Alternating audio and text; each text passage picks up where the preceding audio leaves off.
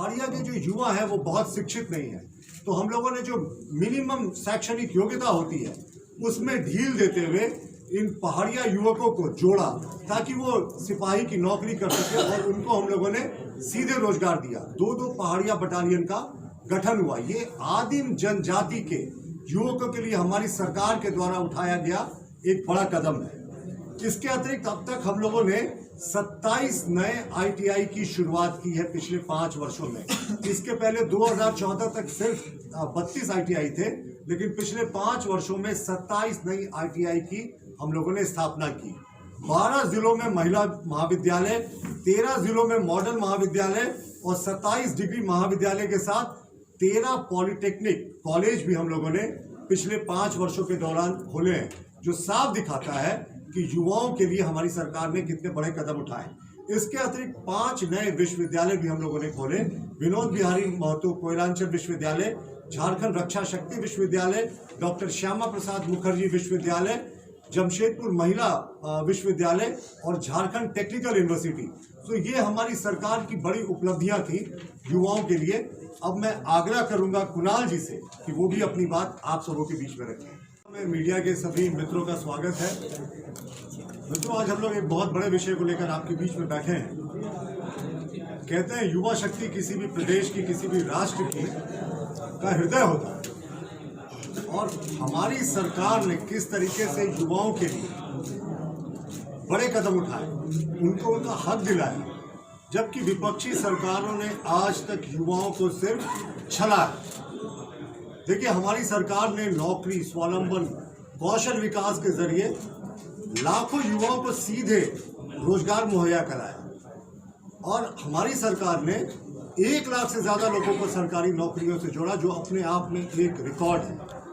लेकिन अगर आप विपक्ष की बात करें तो हेमंत सोरेन का हम सबको याद है कि अर्जुन मुंडा जी की सरकार से उन्होंने समर्थन लिया था इसी मुद्दे पे वापस की वो स्थानीय नियोजन नीति को परिभाषित करेंगे। 14 महीने के अपने कार्यकाल में हेमंत जी को 14 दिन सरकारी खर्चे पे गोवा घूमने का मौका रहा, लेकिन इस 14 महीने के कार्यकाल में स्थानीय नीति को डिफाइन करने वाली फाइल 14 इंच भी नहीं बढ़ी। ये साफ दिखाता है कि युवाओं के लिए विपक्षी सरकारों ने सिर्फ और सिर्फ मगरमच्छ के आंसू बहाए। अगर उनके मन में युवाओं को नौकरी देने का, उनको उनका हक दिलाने की बात होती, उनकी इच्छा होती, तो ये 14 महीने के सरकार में वो स्थानीय नीति को अवश्य परिभाषित करते। और आश्चर्यजनक रूप से इसी स्थानीय नीति को परिभाषित करने के मुद्दे पे उन्होंने सरकार से समर्थन वापस लिया था, लेकिन 14 महीने में उन्होंने इस मुद्दे पे कुछ नहीं किया। देखिए, हमारी सरकार ने 1 लाख से ज्यादा लोगों को सरकारी नौकरियों से प्रत्यक्ष रूप से जोड़ा है, जो अपने आप में एक रिकॉर्ड है। इसके अतिरिक्त मुद्रा लोन के जरिए 15 लाख युवाओं को मुद्रा लोन उपलब्ध कराया ताकि वो अपना रोजगार, स्वरोजगार चला सके। कौशल विकास के जरिए 2 लाख से ज्यादा युवाओं को निजी क्षेत्र में रोजगार के अवसर दिए गए हमारी सरकार ने। और हमारी सरकार ने एक बड़ा नीति में परिवर्तन करते हुए गजेटेड पोस्ट को छोड़कर जितने नॉन गजेटेड पोस्ट हैं वो सिर्फ और सिर्फ यहाँ के स्थानीय युवाओं के लिए आरक्षित किया।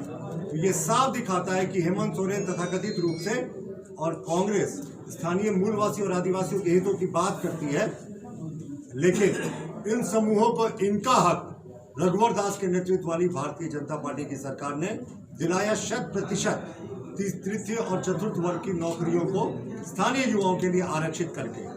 इसके अतिरिक्त आप देखें कि यूपीएससी में जो SC और ST समुदाय की युवा क्वालिफाई करते हैं, उनको सरकार 1 लाख रुपए की प्रोत्साहन राशि दे रही है। पूरे देश में ऐसा कहीं किसी दूसरे प्रदेश में नहीं है। अगर आप मेंस क्वालिफाई कर जाते हैं तो आपको बेहतर और उम्दा आपका प्रदर्शन हो इंटरव्यू में और मेंस एग्जाम में, इसके लिए सरकार 1 लाख रुपए की प्रोत्साहन राशि देती है। सादेव जी ने बताया। उसके अतिरिक्त पंडित दीनदयाल उपाध्याय ग्राम कौशल योजना के तहत राज्य के 31,000 ग्रामीण युवक युवतियों को कौशल विकास का प्रशिक्षण दिया जा चुका है और इसमें से लगभग 12,000 लोगों को रोजगार से जोड़ा जा चुका है। शहरी राष्ट्रीय आजीविका मिशन के अंतर्गत 86,000 लगभग गरीब युवाओं को प्रशिक्षित कर बैंक से लोन दिलाकर स्वरोजगार के साथ जोड़ा जा चुका है। युवक युवकों को नर्सिंग, टेक्सटाइल, वेंडिंग, मैकेनिक आदि के प्रशिक्षण के लिए 23 कल्याण गुरुकुल के अलावा नर्सिंग कौशल कॉलेज का संचालन भी किया जा रहा है हमारी सरकार के द्वारा। कौशल विकास का प्रशिक्षण प्राप्त कर हमारे युवा आज मुंबई में, दुबई में, दिल्ली में, बहुत सारे बड़े शहरों में यहाँ से जाकर खुद से रोजगार कर रहे हैं और राज्य के लिए बहुत काम कर रहे हैं। अब मैं आग्रह करूंगा वरुण तिवारी जी से कि वो भी आप लोगों से मुखातिब।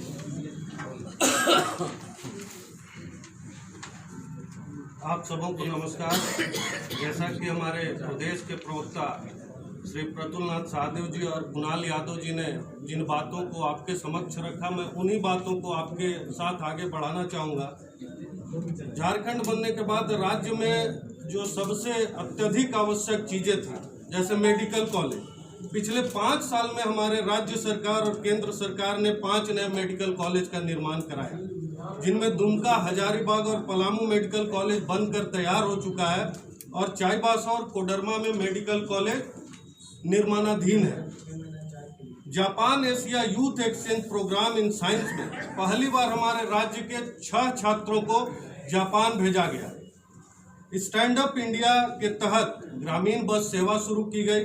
इसका संचालन अनुसूचित जाति और अनुसूचित जनजाति के युवाओं को दिया गया और युवाओं को संचालन के लिए सुलभ ऋण को उपलब्ध कराया गया है। 12,000 तेजस्विनी क्लब का गठन कर 10 लाख किशोरी युवतियों को जोड़कर कौशल प्रशिक्षण दिया जा रहा है। ऐसे बहुत सारे कार्य हमारी सरकार ने किए हैं। आप सबों को धन्यवाद।